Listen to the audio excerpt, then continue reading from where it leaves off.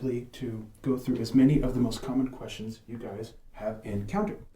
So let us hop to it. All right, so the first thing I want to cover is drug interactions and medical conditions.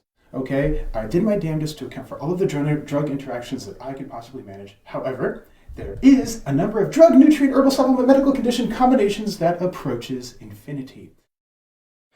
Ergo, it is literally impossible for me to test all of them, or for anybody to test all of them before we die. Lay that out there, everybody. However, I'm confident in saying that the ingredients are generally regarded as safe in a healthy population. Right? Fair to say. Comfortable with that. So, if you get questions from clients that express concerns with interactions between dietary supplements and medical conditions, or prescription drugs, then refer the client to their respective ologist that oversees their condition. Okay? I'll list the most common ologists as examples. All right? If a client has an endocrine condition, for example, a thyroid, then refer them to their endocrinologist. If a client has a digestive condition, for example, IBD, then refer them to their gastroenterologist. If a client has a kidney condition, for example, CKD, then refer them to their nephrologist. If a client has a pregnant condition, for example, she is pregnant, then refer her to her obstetrician gynecologist. Very well, moving on. The next most realistic or logical thing to talk about, I think, is the side effects of supplements that people may have been experiencing. Okay? The most common things you end up seeing are paresthesia, which is tingles, flushing, okay, heat, and skin redness, okay, which sometimes in some people appears as red dots, okay, especially like around the neck. So these are the two most common things that you'll get questions about, and it can be surprising if you don't really know what's coming or you don't know what it is. Okay, if you get temporarily sensitive skin from increased blood flow and some nerve excitation, okay, this does typically go away and people do build a tolerance to it. So this is something to keep in mind, okay? Both Bulletproof Vitalities, Test Storm, and Pre-Step 1 are the products most likely to generate this sort of feeling. Okay, very well.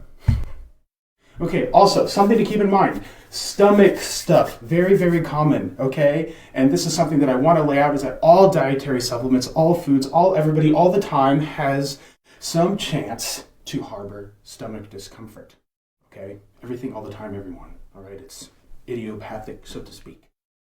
Taking supplements with food and starting out on a lower dose will decrease the active components and slow the absorption, which will mitigate the onset of things like paresthesia, flushing, and any stomach discomfort that may come from really taking new stuff, which is super common, so that's okay. Okay. When it comes to reports other than these things, okay, like angry tummies and increased blood flow, okay, keep in mind the following, all right?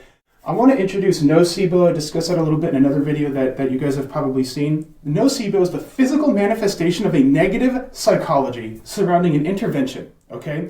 And it's just as common, if not more common, than placebo, which pretty much everybody has heard of, which is the physical manifestation of a positive psychology surrounding an intervention. All right, for that reason, if a client has a negative experience with a supplement, avoid confrontation, avoid arguing, and for Pete's sake, please avoid science, okay? Be understanding and offer an alternative that continues to propel them towards their goals. If a person feels bad, they should stop. That's really it. Nobody should feel bad, okay? No matter what you think about it, or I think about it, okay? So, if somebody feels good when they take a supplement, great. Keep on keeping on. If somebody feels crappy when they take a supplement, great. Suggest an alternative. Keep on trucking. Okay, so next section. What Prestige Life supplements are best for teenagers? Okay, practically and ethically, I feel it is best for a teenage athlete to focus exclusively on performance. And this leaves a convenient four-banger for that teenager, okay? It leaves you with Intra, Pre-Step 1. I don't really suggest Pre-Step 2 for teenagers, Sleep Multiplier, and Bulletproof Vitality. Wham, bam, thank you, ma'am. Okay?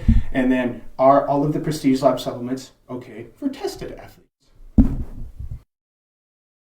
I do want to say Prestige Life supplements are okay for WADA-tested athletes, but they are not guaranteed for smaller domestic or independent testing organizations.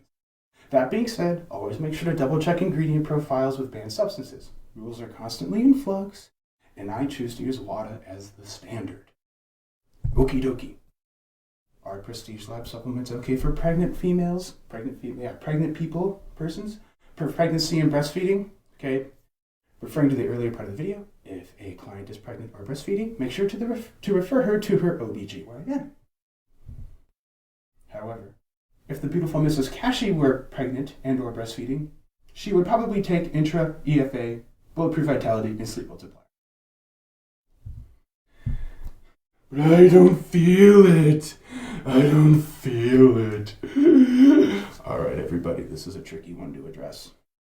I'm going to tell you how I feel about it, and then it's up to you to flavor it in the language that's most appropriate for your culture, okay? Prestige Lab supplements are not drugs. They are dietary supplements.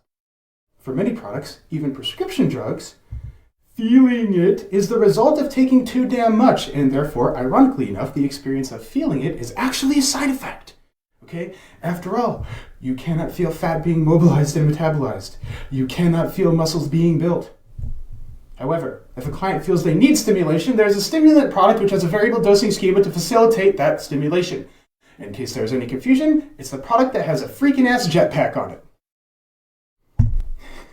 Last and most important, nocebo is powerful enough to override the beneficial effect of a legitimate intervention. That means if somebody is taking a drug or a supplement or doing a program that is scientifically proven to work, if a person does not feel it is going to work, then there is a pile of data that shows that it's either not going to work at all, or not work as well, or possibly even get worse. That is the power of nocebo. For that reason, keep morale high. Build a solid foundation of trust with your clients. It is no coincidence that clients with the most supportive environments get the best results out of their training, their nutrition, and their supplementation. Please, please, please keep that in mind. It is by far the most important thing out of all of this.